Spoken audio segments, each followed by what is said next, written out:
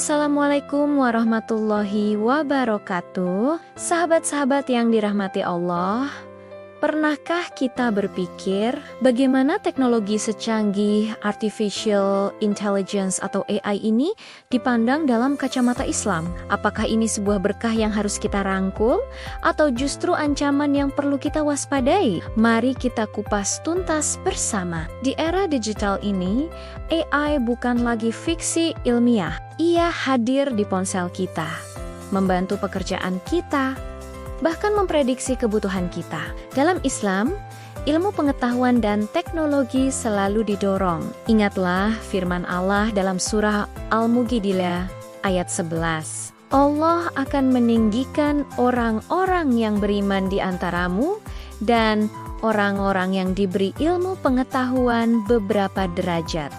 Sebagai buah dari ilmu pengetahuan, bisa menjadi wasilah atau sarana luar biasa untuk kebaikan. Bayangkan, AI bisa membantu kita menerjemahkan kitab-kitab klasik para ulama dengan lebih cepat dan akurat. Ia bisa menciptakan platform pendidikan Islam yang interaktif untuk anak-anak kita. Bahkan, AI dapat membantu dalam riset ilmu falak untuk penentuan awal bulan Hijriyah atau menganalisis data untuk optimalisasi pengelolaan zakat, infak, dan sedekah agar lebih tepat sasaran. Ini adalah peluang emas untuk dakwah dan kemaslahatan umat yang lebih luas. Syekh Yusuf Al-Qaradawi dalam magnum opusnya Fiqh al-Aulawiyat atau fikih prioritas menekankan pentingnya mendahulukan hal-hal yang membawa manfaat terbesar bagi umat, menguasai teknologi seperti AI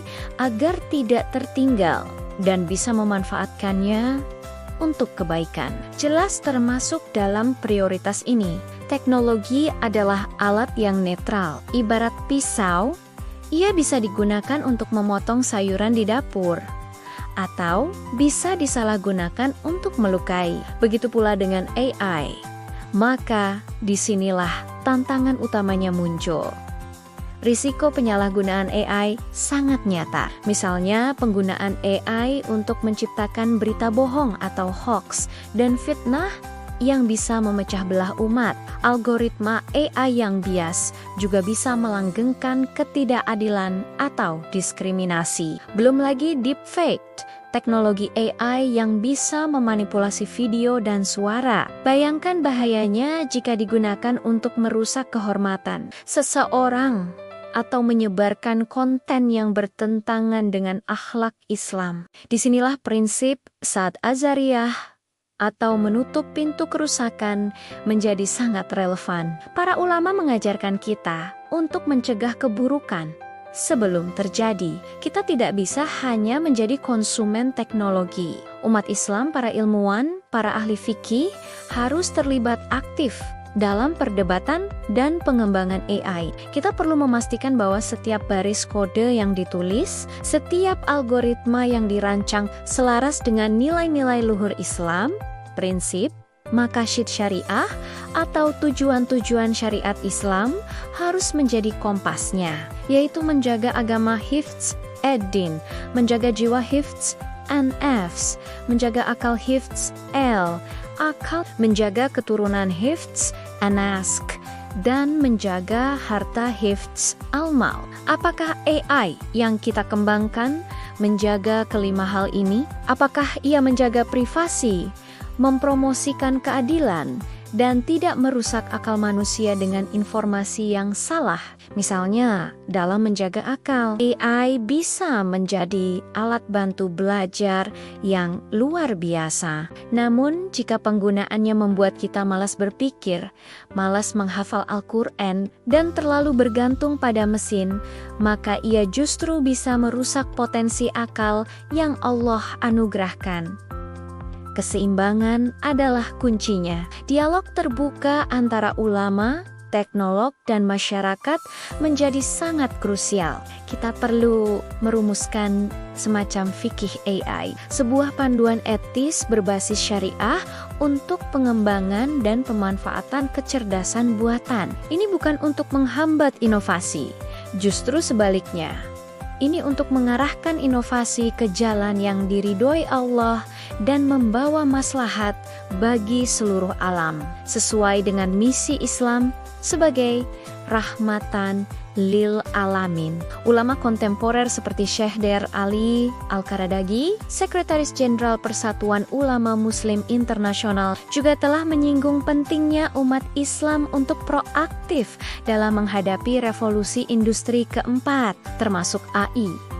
Beliau menekankan agar kita tidak hanya menjadi penonton, tetapi menjadi pemain utama yang mewarnai perkembangan teknologi dengan nilai-nilai Rabbani. Jadi, apa kesimpulannya?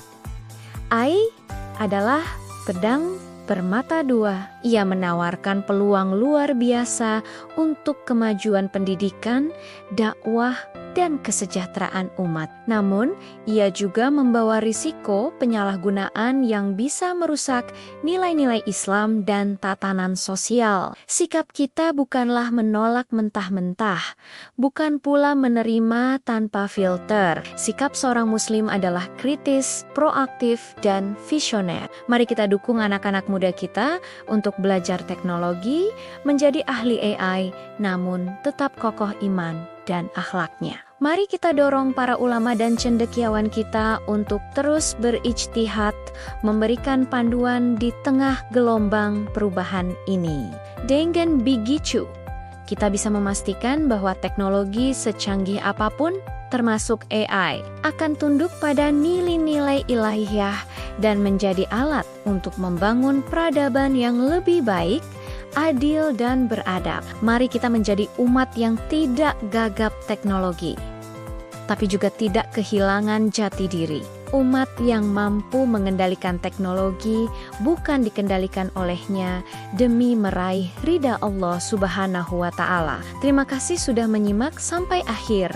Semoga obrolan kita kali ini membawa manfaat dan membuka wawasan baru. Jangan lupa untuk share video ini jika dirasa bermanfaat dan tinggalkan pendapat sahabat-sahabat di kolom komentar. Tentu saja, subscribe channel ini agar kita bisa terus belajar bersama.